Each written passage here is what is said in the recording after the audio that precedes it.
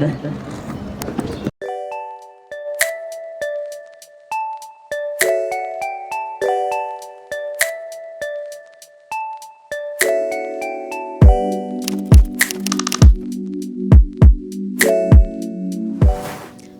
I'm just gonna give you a brief description of who I am. My name is Boemo Laba. I'm a UB social work graduate, and currently I am in the creative space trying to deal with issues of mental health and all of these things. Fun fact about me is I play rugby, skinny as I am, and I'm an all-rounder creative. That's it really in a nutshell. Yeah. Well, a lot of people have been asking throughout the week really, Jorge, what is art therapy? And I could say art therapy is a form of expressive therapy that focuses more on expressing your emotion, getting into touch with how you feel, your mental health, your anxieties, all of these things. The ability to be able to express them through the creative process of making art. And we really don't focus on the quality of the art. We focus on how best you manage to express yourself. It's therapy.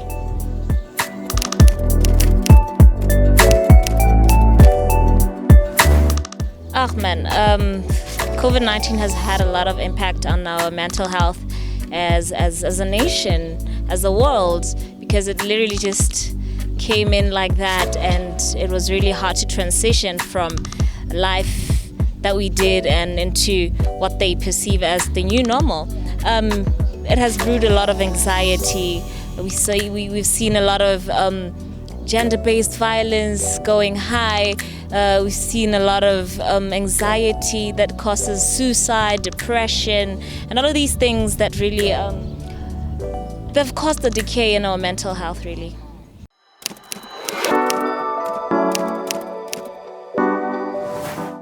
Well, mental health is something that you can't ignore. It's as much as important as your physical health, actually. So when you ignore it, it actually gets worse. It gets worse and worse, because imagine you have a wound and you don't treat it. It keeps on getting worse because you have to get treatment for that particular thing. So it gets worse, and worst case scenarios, one can take their own lives. Yeah. The other underlying issues that cause suicide, it's not only mental illness. People perceive mental illness to be the only reason why people take their own lives. But these are things that are birthed. They're birthed from mental disability, or when your mental state is not well, suicide can come. But suicide is mental illness. Yeah.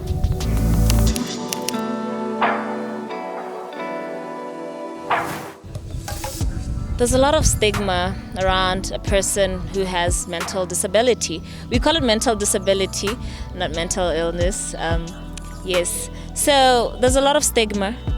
Kore, you've been in a society, Botswana, that say, yo wa beka. It's like, yo wa itira, yo kiritagi. But really, it's not really caused by all of these things. Rajibona on the surface, there are a lot of underlying things that can cause mental disability. It's not what you see on the surface. Childhood traumas, abuse, it could be anything really.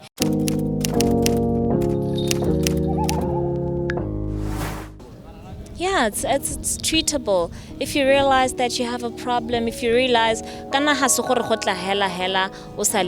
like you have symptoms, you're going to see, no, there's a change here in my behavior, there's a change here in my cognitive thinking.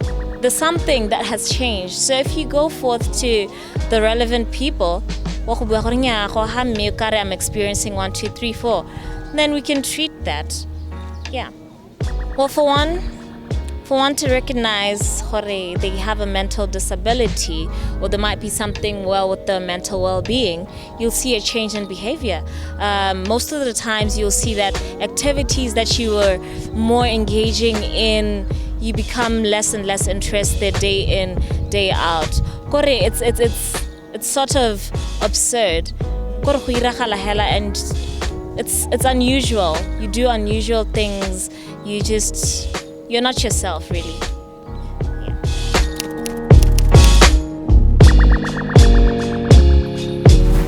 Well, there are a lot of myths surrounding mental disability. In our culture, would say badimo ga ba itumela, the likes of o tswile sepatšhe sa ga se mang mang ba mo etseng akeng, but really all of these things ga se nnete. There are things that cause mental disability, a lot of them. It could be anything and everything. People deal with things differently, so how your mental capability treats that or deals with it is very different. So yeah.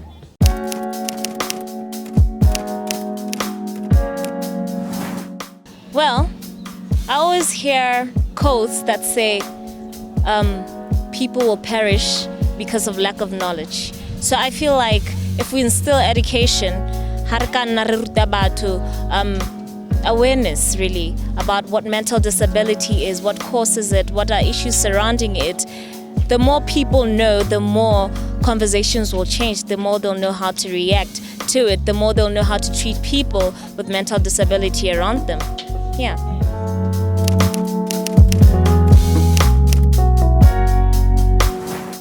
Well, I'm just going to talk about how our mental health has been affected by social media in this COVID pandemic era. It has instilled a lot of fear, a lot of anxiety, because we see the death toll rising, we see conspiracy theories, and all of these things really have brewed a lot of fear, mobatung, and fear has a very, very great impact in our mental health. And well, the pros and cons to everything really. So social media, we can't really just view it as bad. It depends on what you do, what you decide to take in. As a person, you're responsible for each and everything that you take in.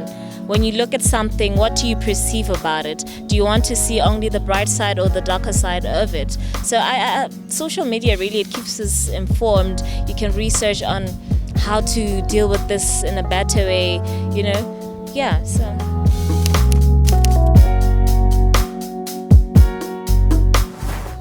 I can't really say yes or no with the politics affecting our mental health. I guess it really depends on your political system, the political stability of your country. So really, what you take in, how you choose to perceive it, and how you choose to act upon it is really what matters, and how your brain actually processes the whole thing is totally up to you.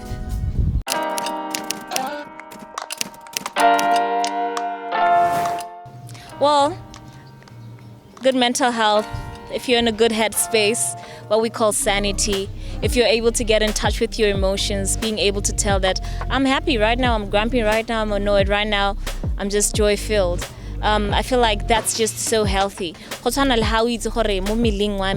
You're able to tell, no, I have irregular heart palpitations. You're able to pinpoint exactly how you're feeling. It's really about emotions, how you feel, because all of these things contribute to how your brain actually functions. I'm going to be biased with this one. I'm going to be very subjective about how bad mental health could probably look like. You start losing interest in the things that interested you the most. You start being less active. You are less interested in conversations and interacting with people. Basically, it's a loss of interest in what you had been really doing. It's like you're isolating yourself from the normal life that you'd have on a regular.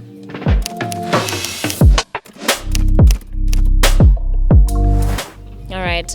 How people baba senang these equipments who are not close to Dipatela and all of these centers, how would they deal with mental disability is that, well, we have megala go re tshwara ka mogala letheka. Well, around social media, thank you to COVID-19, now we have centers that offer free counseling and all of these things. So we're able to get in touch with people, diagnose, and we know, okay, how do we help this person forward? Talking to a person can really help you, because having someone to talk to is very, very much important, because as a person you need to offload.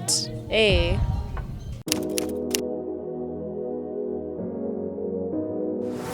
Yeah, that's a question. It's been on the rise. Why are we paying more attention to mental health right now than the previous years? I'd say mental health has been something that has been overlooked. Like I already mentioned before, mental health is as much important as physical health. But with mental disability, it's like there's just a lot of stigma going on around it, and we've overlooked it for a very long time. So COVID-19 has helped expose that, hey man, mental health is very, very much important. So I feel like maybe that's why we're talking about it now, because now a lot of people are actually affected one way or the other. It's either you're in grief or you're just isolation.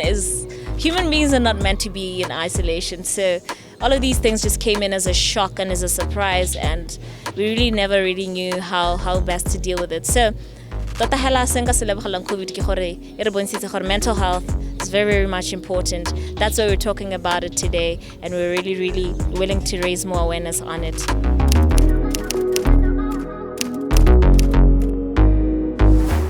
Well, with mental health and how the government can play a role in that, I'd say funding all these campaigns that are going on. We've been having campaigns going on, and they've been sidelined. Oh, okay, no, we see you did a sponsored walk in Yana, that's fine.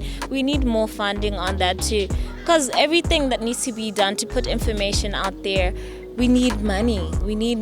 It could not only monetary funds, we need material, we need manpower, we need all of these things, all the support we can get to put out information out there on mental health. Yeah.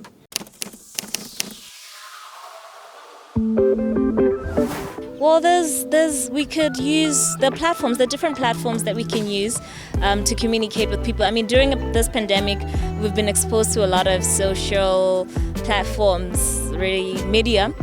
Skype, we have Zoom, we have Microsoft Teams. So we can have therapy sessions via that, because right now we've been in isolation, and I've got to learn a lot about Boemo, how it works, and actually it's good, and it works.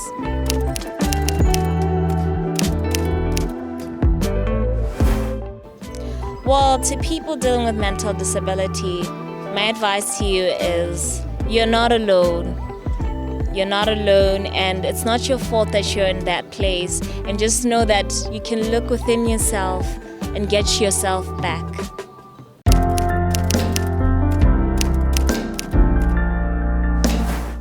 Okay, the SOE and lockdowns are going to be lifted. Now the question is, how is that going to affect our mental health? Really, I think it's going to bring the burden down. Okay, we've been carrying this heavy burden, we've been in isolation for the longest time, there are no jobs, etc. So maybe with the lifting of the SOE, I'm predicting more creation, so yeah, basically Botswana, the rate of unemployment is really high, so we'd see an improvement in all of these things, and people getting to hug each other again. The power of just meeting with your people again is just, nothing can replace that. So I see a change in that positively. Oh well, if you want to catch me on social media, you can catch me on Instagram, blabs_22. Facebook, it's Boemo Laba, and WhatsApp, we can't do that. Thank you very much for having me.